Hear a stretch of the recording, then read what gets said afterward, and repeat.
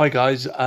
This video is actually sort of a bit off the cuff. On Friday, I had a bit of an idea to do a video. Simply, I'll get more into it. And basically, this is basically the video.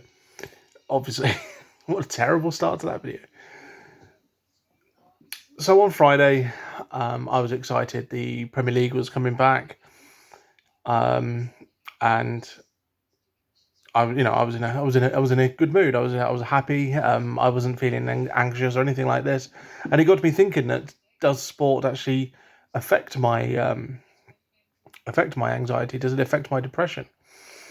And then I actually sort of thought about it more and thought, yes, it does, because the football league started last week and not this week. And I remember being ecstatic in sitting down, making a cup of tea, and watching the highlights on the TV on Saturday evening. And it came to the forefront that I think, well, I know now that football and other sports, and the reason I know it's other sports as well is because I was looking forward to the England Wales rugby match yesterday, especially considering I saw a lot of Welsh people on my Facebook claiming that they were world number one, and then sort of just ignoring the fact that they would only be confirmed number one if they beat England. And so they were basically saying that it was a given. And lo and behold, England come away with a resounding victory. So got the victory, and New Zealand remain world number one. And Wales, much to their credit, they are still probably the best team in the Northern Hemisphere. Got to admit that you've got to admit that at all, without bias or anything like that. And the only thing that does get me down with sport is sometimes the banter is so weak or overly competitive. Um, and I think I'll go into this one now. I was on a Welsh page on Facebook, um, and there were lots of Welsh people on Saturday, congratulating the Aussies over their win over the All Blacks. Oh, and Wales number one, yeah, yeah, yeah, brilliant, fantastic. England have not been number one for many, many years. And I'm thinking, okay, that's fine. And then you get the same people moan because an Englishman then replied, being number one is only the part of it. You actually need to win things for it to mean anything. And it got me thinking, that is partially true. If Wales were number one and were number one for 6 weeks and then failed at the World Cup, no one's going to remember their number one ranking. But it's not just rugby. It's not just football, cricket as well. So was watching the cricket World Cup, the One Day World Cup, and got very frustrated with England doing a very England thing, being favourites, winning games, and then losing games, but losing games comprehensively, but eventually getting to the final and doing the most un-England thing and actually winning. And I was very, very happy. Didn't have any form of symptoms of depression or anxiety or anything like this. I actually enjoyed the moment. And then along came the Ashes, and enough said about that. I remember watching the first couple of hours with my brother, and the fact that Australia at one point were 80 something for five. I think it was 85 for five. It could have been worse than that actually for Australia. I can't quite remember. And me thinking, wow, this is going to be awesome. This is Edgbaston. This is a place where England very rarely lose, and it's a place where Australia very, very rarely win. Screw that. However, I must say that that particular match didn't really affect my anxiety or anything like this. What tends to happen? I think it's because at a young age, I was always told that I would never be able to play professional sport, and I would never will be. Apart from obviously if I wanted to take up snooker, pool, or darts, Now I am built like a dart player, but and I have actually got good hand-eye coordination. But put some darts in my hand and make me throw them, and they go.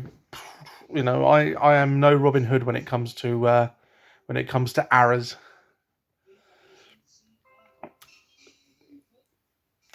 As you can tell, I have turned my TV down. I have learned my lesson. Um,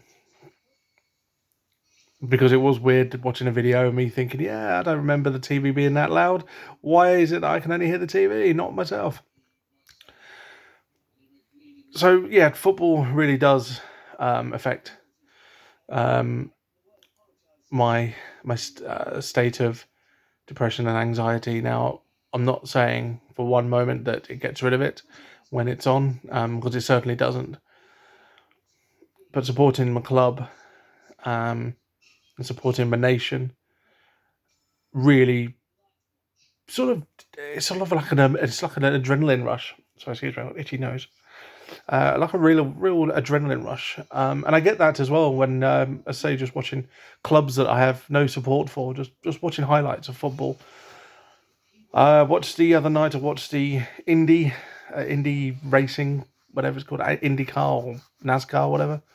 And I thoroughly enjoyed watching them just learning how to do left-hand turns. Maybe a little bit dizzy, but to see them have the ability to control the car the way they do around just around the circuit really does impress it impresses me. And there's people out there going, oh, it's not real racing if they're just going round an oval, just turning left every 100 odd yards. But I don't think it's the more of the ability of the racing, it's the ability to control that car, because it only takes one little nick. And I've said this before. With people running.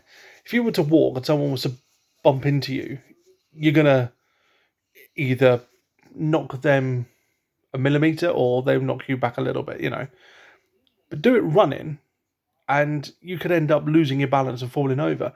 And I've had this conversation many a time actually when people say, "Oh, but he was running fast, so he dived." And it's like, well, it only takes a little nick. So if you literally are running that fast, and I was to move in your way, or I was just to push you or nick you, you're going to tumble over, or you're going to lose your balance and end up going off course or doing whatever.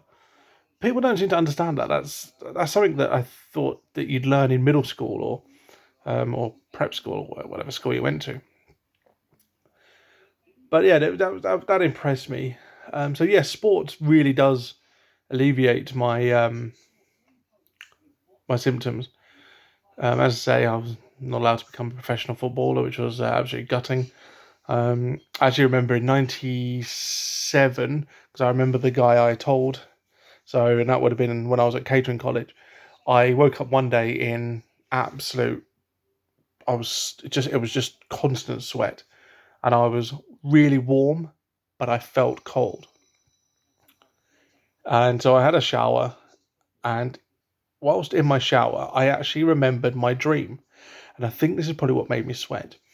Now, many of you know that when I went to catering college, I lived in Northern Ireland, because that's where the catering college was. My dream was that I was playing at Wembley, international football, and it was the World Cup final. And I scored the winner. And I went running to the fans and kissed the badge. Brilliant. Apart from that, I wasn't playing for England, I was playing for Northern Ireland. That was a bad dream. And it certainly isn't one of those dreams will come true, because well, obviously, I couldn't even play football for my local park side, let alone international. Um, so yeah, it's weird this weekend, because there have been moments where I've been down, where I've been um, sort of not wanting to leave the flat. I haven't left the flat for a couple of days through my own choice, simply because I needed to get stuff done. But on Saturday, I was planning on just going up and socialising, just going up the pub, seeing if they had the football on there, and just a couple of pints, and then pop off home. But some reason, even though that I knew the football was on, even though I had everything ready, I just decided not to. In fact, well, my brain said we're not going to, and so I sat down in my chair and made sure that I made use of the TV package that I have, which I did. But as I say, yesterday was fine, and today has been a bit of a weird one, because it's because I wanted to leave, because I wanted to go out, but I was finding it really difficult to motivate myself. I really wanted to all I wanted to do was just pop to the next town, um, and just walk around, but I haven't, and it's been it's quite difficult today. Thankfully, I had shopping delivered today, so that was something that was a positive, because all I've eaten for the last 2.5 weeks, I think, is either pasta, soup, or I think I had something in the freezer a couple of days ago. I can't quite remember. Yes, I did. I had some veggie fingers. So yeah, that's literally all I've eaten for the last 2 weeks. Is bowl after bowl after bowl of pasta, bowl after bowl after bowl of soup, and a bowl of cereal. Thankfully, I've got some shopping in. I've got a lot of vegetables, a lot of salady bits. So I'm starting this healthy eating a little bit more now. I eat very, very fairly healthily. I'm not going to say very healthily. I eat fairly healthily at the moment. I do eat a lot of vegetables. I do eat a lot of salad. But I also like to then take a splurge. And that's the sort of thing I need to start kicking out. But and as I'm doing this video, watching TV, not sport. I'm not going to show you what it is, because anyone hasn't seen it. But it is a quiz show. I'm also playing on Football Manager, multitasking. 3 things at once. Whoa, look at that. No wonder I get headaches. I've got this screen staring at me. I've got my TV staring at me. My TV's quite big as well. My TV is just 59 inches, I think. And so it's almost as big as my ego. And my laptop. So no wonder I keep waking up with headaches. I need to do my hair again. Bloody hell, I only did that a few days ago. Jesus. So yeah, that's. I thought I'd let you know, because it's not just football that helps me. And one that does surprise me, and I know quite a lot of people. Quite a lot of people won't class this as a sport. And other people will class it as just fake rubbish. But wrestling, and it's weird because I grew up idolizing Hulk Hogan, Ric Flair, Macho Man Randy Savage, Bret Hart, the Rockers. I idolized those guys. Didn't fall out of wrestling, but just didn't have the ability to watch the wrestling. So sort of lost contact with it until 1995, 96, where it was then shown on a particular channel that was on a TV package that we had. And I come across new superstars: The Rock, Stone Cold Steve Austin, Hunter Hearst Helmsley, Triple H. Things like that, and I watched what was then becoming to be known as the Attitude Era, and I really, really got back into wrestling then. And I still watch it now. May not watch the same company, and I do try and get out to watch British wrestling. There's quite a lot of people that just automatically assume that wrestling is all American, but if you really hunt around, don't always necessarily go for the villages, but if you go to like the where you find bigger, the cities like Birmingham, London, just beyond there's about 4 or 5 big companies in the UK now putting on shows. Welsh wrestling as well. It's a very big draw. But these guys aren't on TV. But but what they are, they're local. They're for the people that. Sorry, excuse me. I don't know what that is. There are people that watch these guys religiously and know about them, and I too. I grew up as well watching World of Sport. I'm sure quite a few of us did, and we watched Big Daddy and um, Les. I think it was Les Kellett, the comedian wrestler who used to. I watched him a couple of years ago. They did a repeat, and watching his matches, I think I cried with laughter more than wincing at the action, because sometimes wrestling, everyone, and this is my bugbear with people as well, when they turn around and go, "Oh, can't watch wrestling because wrestling's fake." No, it's not fake. It's scripted, which means it can't be fake. If you think it's fake, then YouTube chair shots, YouTube going through tables. That's not fake. Fake would be them preparing a chair shot, then stopping the camera, and then doing what they need to do, and then making it look as though they've done the chair shot. Um, that's fake, but this isn't fake. And yes, okay, it's calmed down now. They can't do headshots, and with tables, the tables are a lot thinner than they were. So it literally takes a fly to land on one for it to break. But it's still the emphasis, and they don't do anything called blading anymore, where they make themselves bleed, unless you're one of the top superstars, which they will do it, but they'll only do it under certain circumstances, which is a bit weird. If you're gonna make someone bleed, then what's the point? If you're highlighting a company towards children, then don't do it at all. But that's by the by. So yeah, that really calms me down. That really sort of alleviates my anxiety, especially my anxiety. My anxiety really goes down a lot when I'm watching wrestling. I think it's because I'm engrossed in the storylines. Because to me, I'm watching the wrestling. I'm watching the guaranteed 2 hours of fun or 3 hours of fun, or whatever. And I can get involved in the storylines. And I am one of these people that when I watch something, if I know the answer to it, I'll answer it. If a guy annoys me or someone annoys me on TV, I will shout at the TV. And it's exactly the same with sport. I will cheer a goal, I will cheer a try, I will boo a try if it's against my team. I will also get very frustrated if you're playing badly and I'm supporting you, or I boo you because you're the opposition, or you're a team that I cannot stand.